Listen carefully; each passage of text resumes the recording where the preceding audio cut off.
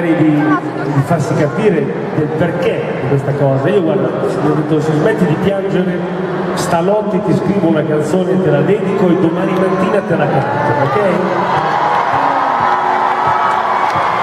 E allora la mattina mi sono svegliato e ho scritto questa canzone proprio per me, poi ti racconto cosa è finita.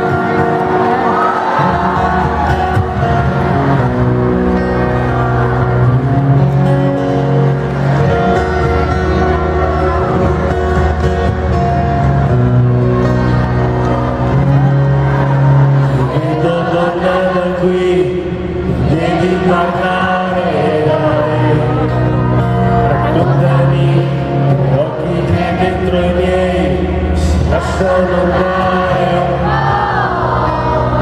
e arrivata alla fine una storia che ha dato e che ha avuto. Tu mi dici adesso così presto no, così presto. No, che non è.